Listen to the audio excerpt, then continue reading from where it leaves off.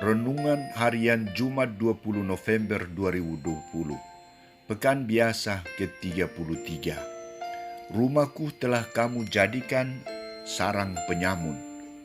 Bacaan pertama diambil dari kitab Wahyu bab 10 ayat 8-11 dan bacaan Injil dari Injil Lukas bab 19 ayat 45-48.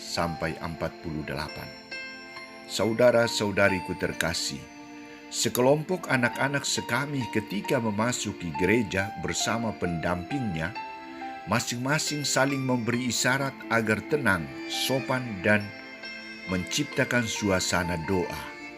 Mereka semua berlutut dan mencari tempat untuk berdoa sejenak sebelum melanjutkan kegiatan pembinaan mereka. Suasana ini berbeda dengan situasi yang terjadi di beberapa gereja. Orang bukan menggunakan gereja sebagai tempat doa, tetapi untuk bercerita, makan minum, dan merokok. Bagaimana nilai hormat kita akan kesakralan sebuah tempat yang dikuduskan untuk berkomunikasi dengan Tuhan? Orang yang memiliki nilai hormat yang tinggi akan gereja sebagai tempat doa pasti akan terganggu bila melihat gereja tidak difungsikan sebagai tempat yang kudus. Saudara-saudariku terkasih, setelah Yesus menangisi kota Yerusalem, kisah Injil hari ini menampilkan suasana kemarahan Yesus ketika memasuki Bait Allah Yerusalem. Bait Allah yang berdiri kokoh, megah, dan menjadi pusat rohani agama Yahudi salah fungsikan bukan sebagai tempat doa, tetapi sebagai tempat jual beli, tempat berdagang. Sikapnya yang keras dan kasar terhadap para pedagang bertujuan untuk menyadarkan mereka akan peran Bait Allah sebagai tempat yang kudus, tempat yang suci, tempat yang dikhususkan untuk komunikasi manusia dengan Allah. Santo Lukas menampilkan dua sikap Yesus terhadap Bait Allah. Pertama, Bait Allah sebagai rumah doa. Ada tertulis, "Rumahku adalah rumah doa, tetapi kamu menjadikannya sarang penyamun." Di sini Yesus terang-terangan menunjukkan fungsi Bait Allah yang sesungguhnya sebagai rumah Allah, rumah doa, bukan tempat berjudi, tempat berjualan atau berdagang.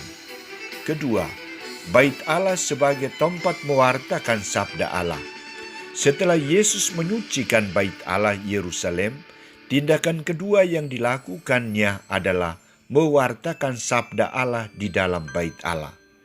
Yesus mengkomunikasikan sabda Allah kepada dua kelompok yang hadir untuk mendengarkan Dia di dalam Bait Allah, yakni kelompok yang berusaha untuk membunuh Dia dan rakyat yang terpikat kepadanya dan ingin mendengarkan Dia. Dari dua sikap Yesus ini, Ia hendak menampilkan adanya suatu ibadat corak baru dari peran Bait Allah itu sendiri, yakni sebagai tempat doa, tempat persembahan kurban bakaran, dan juga sebagai tempat menyampaikan atau mengkomunikasikan sabda Allah kepada manusia. Saudara-saudariku terkasih, hari ini Yesus juga mengingatkan kita bahwa gereja atau Bait Allah adalah rumah doa dan rumah Allah. Di dalam gereja kita berkomunikasi secara intim dengan Allah.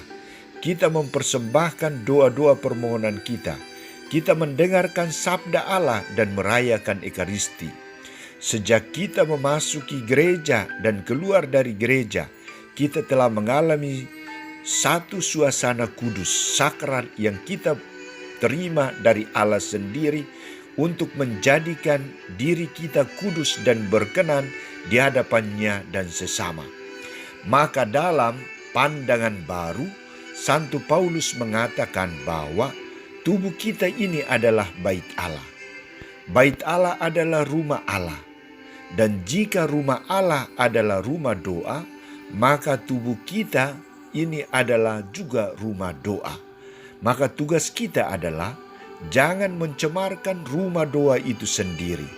Jangan mencemarkan diri kita sendiri, tetapi kita harus berusaha untuk menjaga, merawat, dan menjadikan gereja dan tubuh kita sebagai sarana yang menghantar kita untuk berkomunikasi baik dengan Tuhan dan sesama. Semoga kita mampu. Amin.